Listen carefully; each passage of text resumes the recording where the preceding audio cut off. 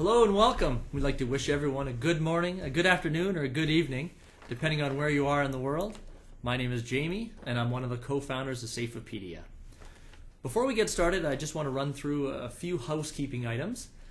Everyone on the webinar is on mute for the duration of the presentation, but we really do want to hear from you. So we'll keep it interactive and type in your questions as we go, and we'll do our best to answer as many of them as possible at the end.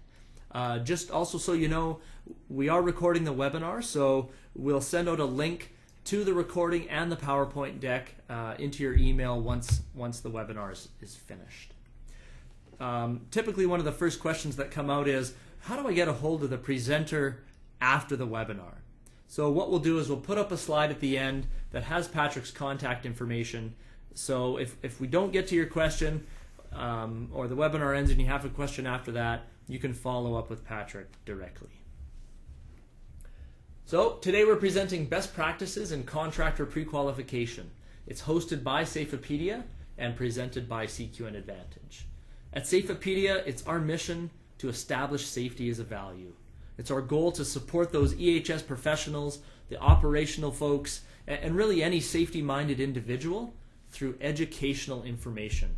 And we'd really like to highlight the great work being done by these dedicated professionals on a daily basis. So, without further ado, I'd like to present Patrick Robinson. He started in the trades. He spent started his career right on the tools, migrated through a variety of contractor field safety roles, and moved then to a series of EPC and owner safety management roles. He currently manages 2 technology companies, one in the contractor management space and the other in the compliance measurement technology space. So it's my pleasure to present Patrick Robinson. Thank you, Jamie, and welcome to the several hundred that we have online with us today. Welcome to you all, and representing all corners of the globe. In fact, our participants primarily based in the United States and Canada, but also from continental Europe, the UK, Australia, and the Middle East. So we're well attended for this particular webinar. Today's agenda, we're going to talk about first key success factors. We're going to start with some real bedrock elements in terms of long-term success with contractor pre-qualification. We'll talk a little bit as well about why pre-qualify. Why is it important for a purchasing organization to put in place a pre-qualification process, and what some of the outcomes of those efforts can be. And then we'll take a bit of a dive into the detail in terms of actual best practices. We're going to look at these things from a number of different perspectives.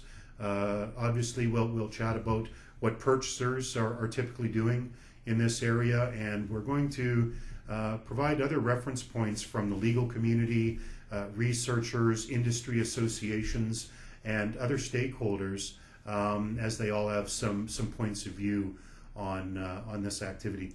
We'll wrap up with a question and answer session, as Jamie suggested, and we'll try to answer as many questions as we can in the time allotted. To set the stage for the content that follows, this topic, contractor pre-qualification, is a very broad topic. We could easily spend an hour, for example, talking about best practices in questionnaire design, for example, or likewise about approval processes. As a result, we'll not be able to go into a vast amount of detail on any one of these elements given our time today.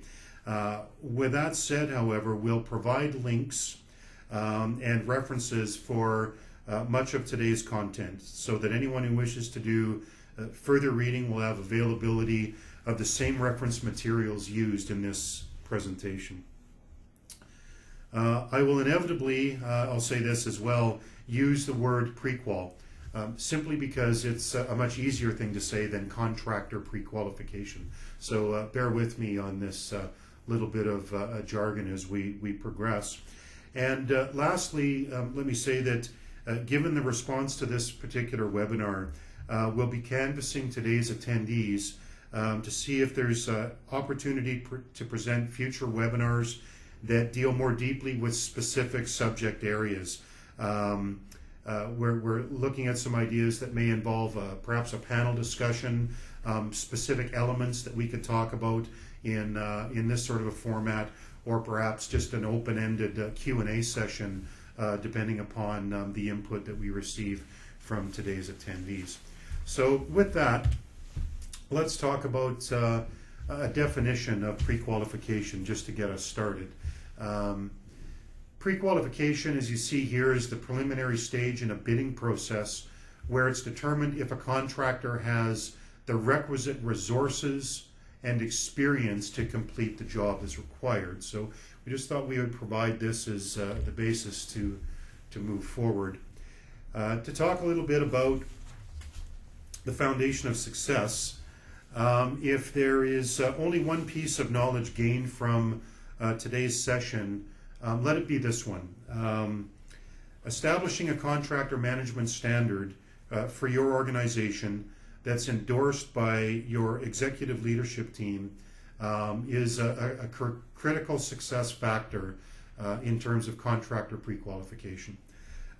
Typically, this is it's a document that covers off the management of contractors from first contact to closeout and review of a particular contracted work scope.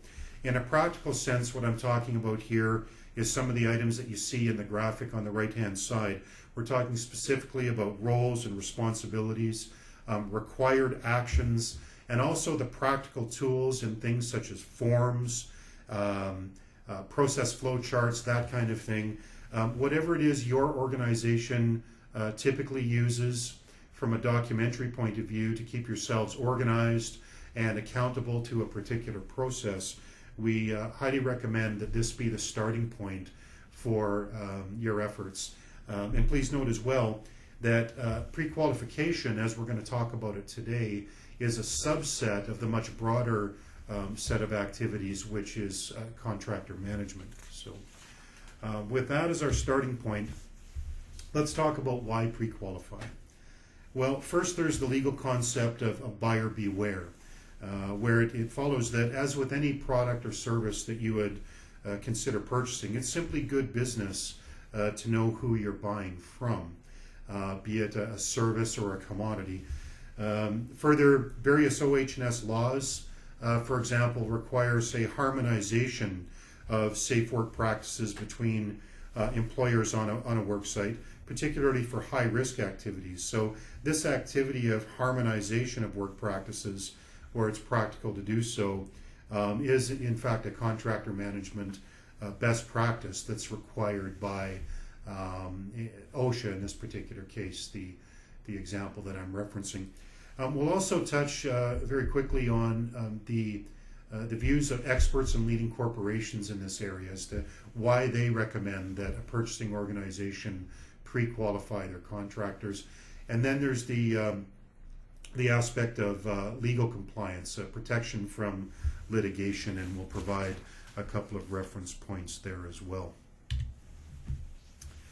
So what do the leading experts say? Well, we found a very good, a very representative paper that was done by the Campbell Institute.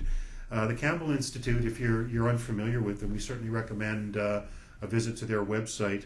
They're a respected global thought leader for world-class knowledge on essentially keeping people safe, and they have a particular emphasis on sustainable business practices. The Institute recently published a paper that included a detailed survey of world-class organizations and a recent literature review on the topic of best practices in contractor management. The survey participants, just to provide a reference point for where the data came from and the results came from, were typically large and diverse organizations, typically multinational in nature. And at the top of their list of the 5 key contractor management activities was in fact pre-qualification. So more specifically, the Campbell Institute report identified 8 best practices related to contractor pre-qual that major corporations commonly use. Notable among these were the importance of applying a risk rating, for example, to various services that a client may purchase. This activity helps determine the degree of pre-qualification work that may need to be done. Ideally, it would flow that lower risk contractors should mean fewer pre-qualification hoops to jump through, and vice versa for high-risk contractors. Secondly, the highly critical activity of ensuring that contractors that direct the work of subcontractors effectively communicate and ensure compliance with client standards all the way down the contractor chain is also a highly rated contractor pre-qualification best practice. So a couple of key elements from that particular report.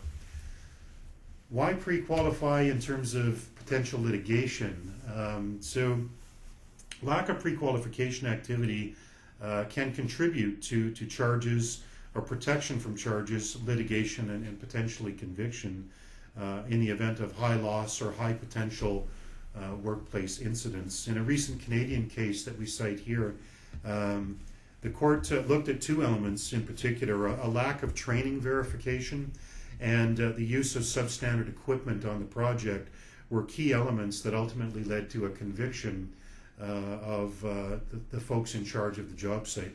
Each of these elements are areas where more rigorous project-specific pre-qualification could have identified these deficiencies. So an example there of where a lack of activity in the pre-qual area can have fairly significant outcomes.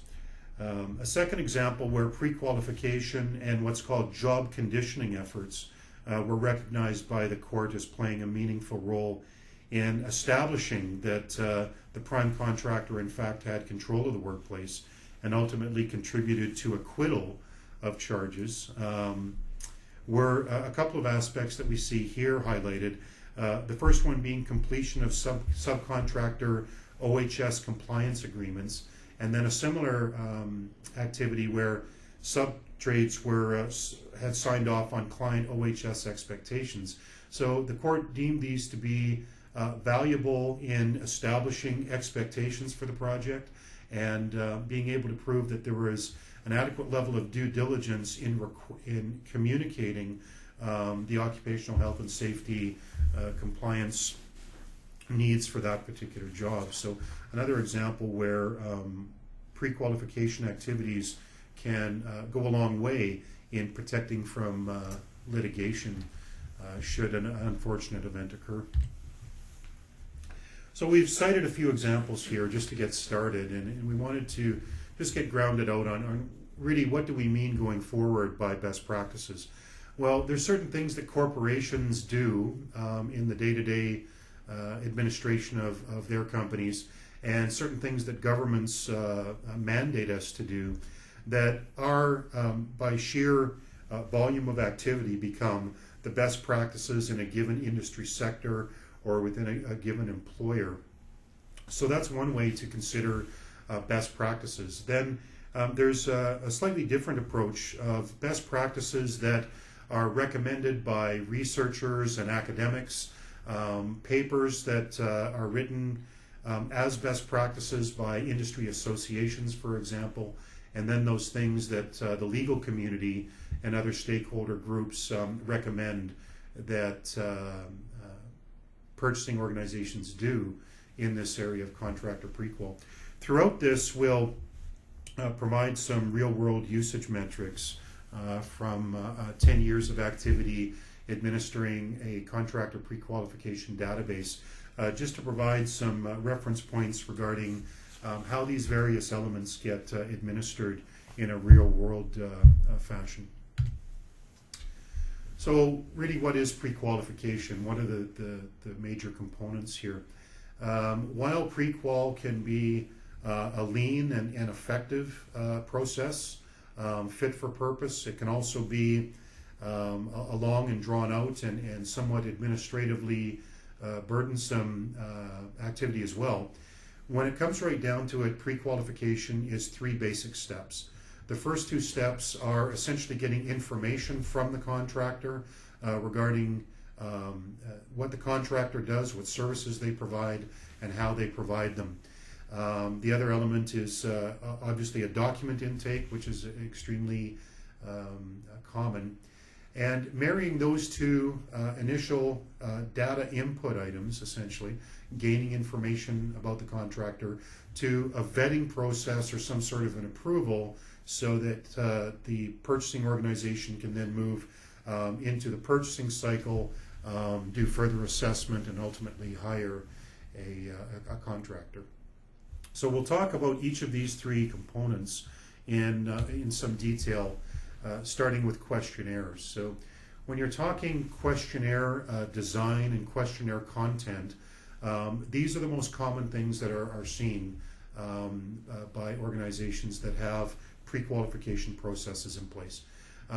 Beyond the fundamentals of contractor identification, services that are provided, and the locations that those services are provided in, very typical is HSE performance metrics, is just about a universal requirement in terms of questionnaire content. These typically, in a practical sense, are workers' compensation or EMR data.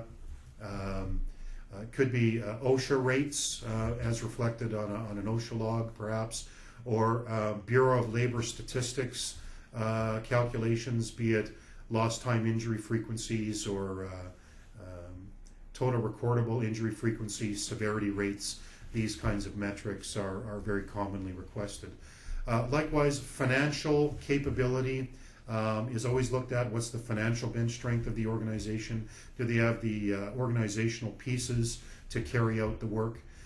Regulatory history is very frequently cited as well, where hiring companies like to understand if there has been any sort of regulatory history, certainly on the OSHA experience side, perhaps on HR, human rights, security. All of these elements get varying degrees of detail covered off in questionnaires. Lastly, safe work practices and quality standards are also very typical of questionnaire content that we see. Some observations from our perspective regarding questionnaires. There certainly is, we see a trend towards more data being requested of contractors, and this actually is frequently at odds with usage. While there's very large amounts of data being requested, database usage from our history, we see that the vast majority of page views are typically done in the area of HSE statistics, workers' compensation, and experience modification rates are very frequently looked at, as well as contractor responses to the regulatory compliance questions. In fact, those three elements as themselves typically account for more page views than all the other page views combined. So a reference point for you there. We are big supporters of the fit-for-purpose approach to questionnaire design. We think it's a far more practical and business-friendly approach to design questionnaires based on the contractor category or the contractor services, be it high risk versus low risk, or particular services that are provided, as opposed to a one-size-fits-all approach to questionnaire content. Obviously, if there's built-in redundancy in the questionnaires, that will also build in redundancy in the approval mechanism and some of the downstream activities. So fit for purpose is the better way to go. Lastly, on this slide, we'll mention that there are some contractor sensitivities that we typically see around various bits of financial data. We see this more commonly in private corporations, and we'd like to make a bit of a nuanced point here that some of the questions are fundamentally different, and they're viewed as some being more practical in terms of being able to pre-qualify for work than some other questions. And the example that we have here is there is a difference between a request for annual revenue of a contractor that you might be considering, versus asking them for a list of similar projects that they have done and including the contract value for those projects. So one is a little more valuable in determining whether they can execute a given scope of work for you versus a much more general question regarding annual revenue. So we'll make that comment.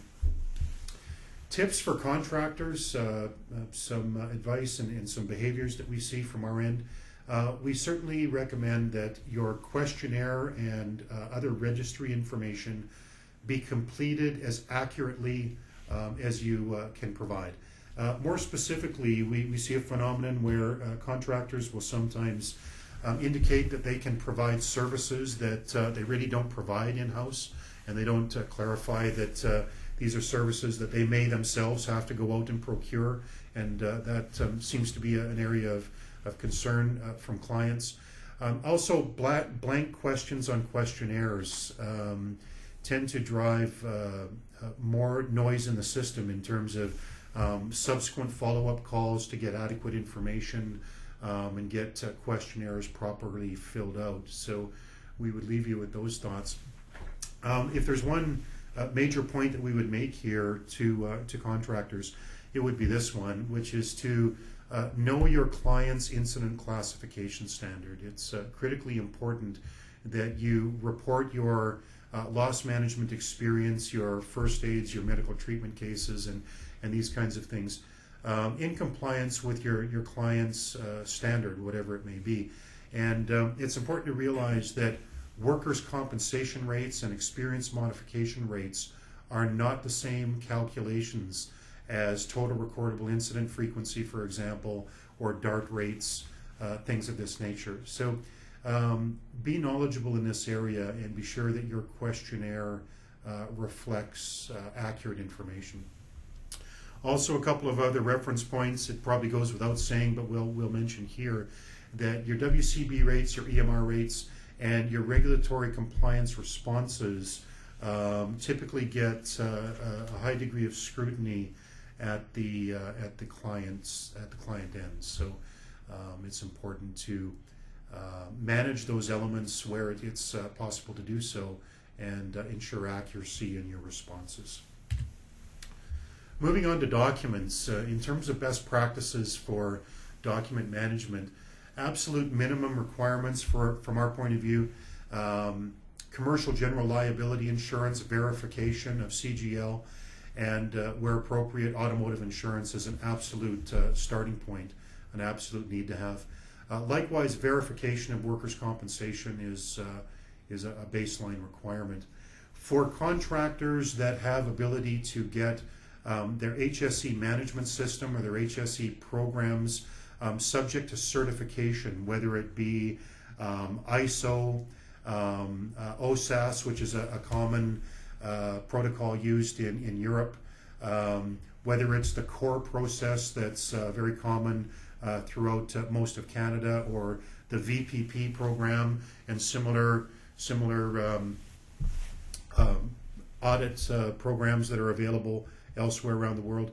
We highly recommend any contracting organization obtain these certifications as this kind of thing, this kind of criteria, in many cases can be deemed as a minimum approval criteria, or if it's not minimum approval criteria, certainly is perceived as something that is more valuable to your prospective client than not having it. So these things are highly recommended. Other contract and project specifics typically include bonding and bank references, business licensing, that kind of thing. It's not uncommon to be requested to provide HSE policies, quality policies, and sometimes further content than that.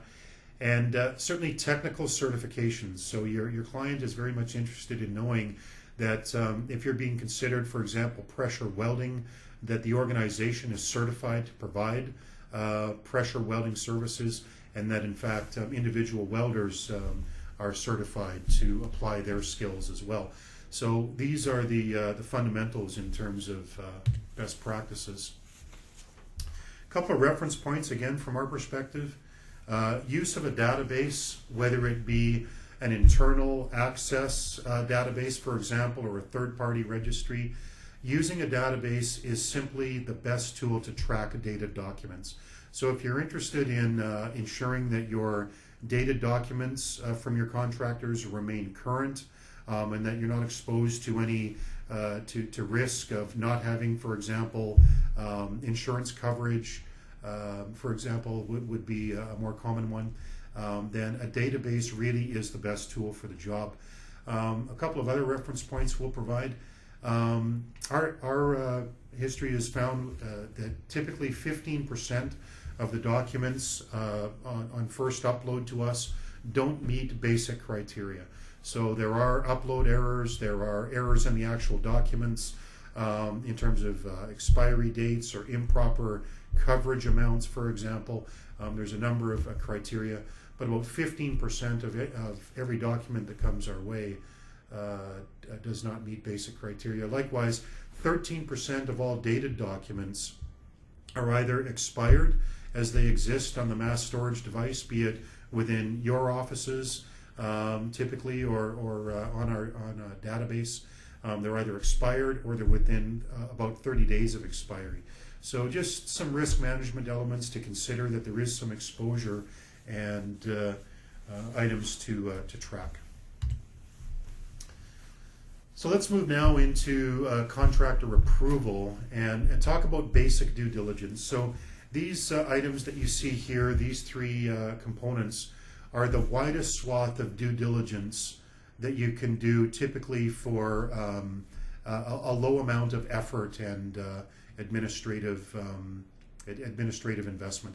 So verifying insurance, be it commercial general liability and workers' compensation, taking a look at the contractor's EMR rating or workers' compensation performance versus their industry or their rating group, and then obtaining the technical licenses and certifications that the contractor needs to execute the scope of work. These three relatively simple things provide a very wide swath of basic due diligence. So highly recommended in terms of fundamentals that just about any purchasing organization can implement. A little more detailed, a little more effort, obviously, are some of the other best practices that we typically see. An assessment of financial and organizational capability and resources is very common and highly valued. Typically in the area of people, does the contractor have enough people, and do those folks have sufficient skill sets to do the work, is a significant area. Also, a demonstrable track record with similar scopes of work is a high value best practice in terms of assessing and approving your contractors. This typically will be seen in four real key business driver areas or key result areas. Certainly budget.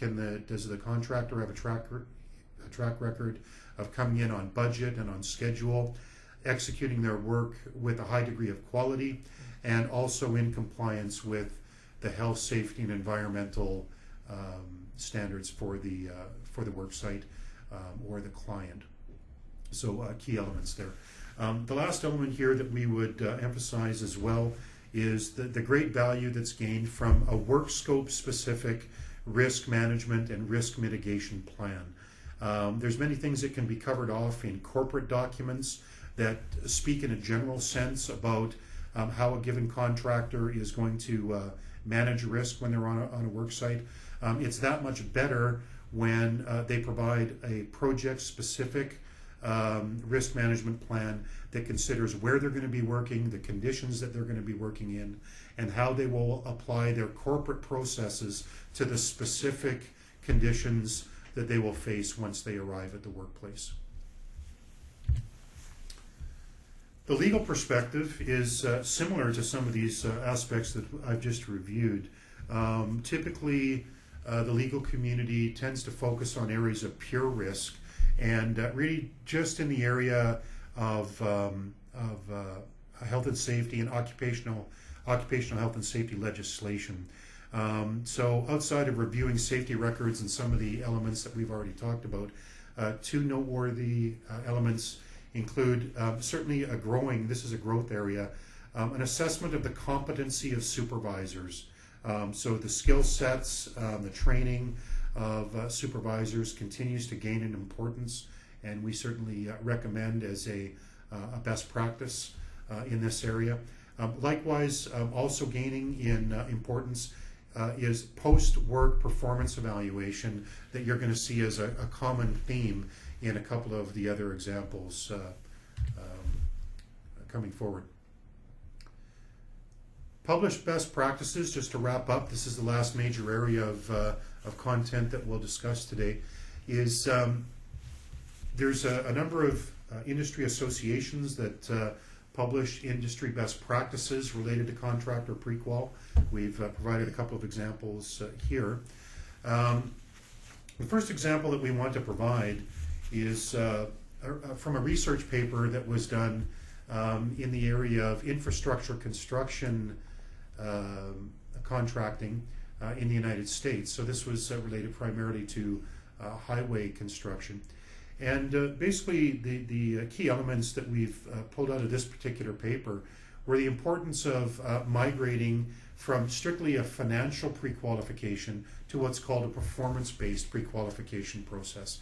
And that's covered off nicely in this document, actually. It's quite a good read. So what we're talking about here in terms of definition is the marrying of financial pre-qual to performance metrics, and in this case, looking at project-specific experience of the contractor, looking at their key personnel, and then their performance in the areas of quality, health, safety, and environmental. A couple of noteworthy findings in this particular area was that they looked at managerial and past performance criteria as being more meaningful to them than simply the financial and the bonding criteria.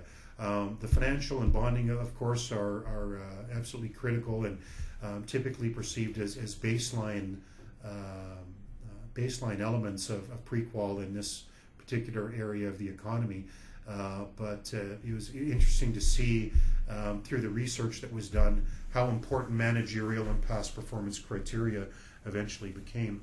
The other element is, again, as mentioned in the previous slide, post-project performance evaluation was also deemed to be a very important element. The second best practice that we'll reference here is from the Construction Owners Association of Alberta. And the point we'll make here is the importance of doing the right things at the right time. Pre-qualification is not necessarily a one-time activity. You do it once and you've looked after all the requirements. What's outlined in this particular document is a two-step process that is quite a bit more business friendly in terms of leaning the process down to doing what you need to do at certain stages as you learn more about your contractors. So specifically they're talking about the aspect of general screening, which is basic due diligence, and we covered that off a couple of slides ago. And then project-specific screening, which is far more fit for purpose and is typically linked to the request for proposals. So you're now considering the services that the contractor may be providing you in terms of the actual scope of work that's been proposed. So these are best practices that we certainly promote and support. The last element that we would talk here about is taking a weighted element approval process forward, where you're looking at a variety of things in these examples, finance, for example, related experience, the bench strength of the organization, for example, providing a weighting for each category and assessing with a broader approach than really just cost or merely health, safety, and environmental issues. So a few thoughts there. In terms of industry best practices, we wanted to make a couple of comments here regarding the reality versus the theory, because What's written in the best practices often is not what occurs when these practices are implemented. Published BPs tend to be more fit for purpose, obviously, in the areas of data and document collection. And this typically is a function of them being quite specific to individual sectors of the economy or individual activities, be it commercial construction, industrial construction, whatever the case may be. Also the point that purchasers tend to emphasize health, safety, and environmental aspects at pre-qualification, but select contractors typically based on price and technical ability. So this is not new information necessarily. In fact, this is supported by the Campbell Institute survey that we chatted about earlier, that places HSE about 10th on the list of the most important criteria at the contractor selection stage. But we point this out to contractors primarily from the point of view that it's important to do a real good job at the pre-qual stage, understanding what elements clients will be evaluating you on to get you through to the RFP stage, where of course cost and technical ability, and then a proven ability to execute work safely and with high quality become the higher rated elements. So with that, that brings us to the end of the presentation. We would like to thank everybody for attending, and at this point open it up for questions. So thank you. Thank you, Patrick. Okay, let's open it up to questions. We've got a few here.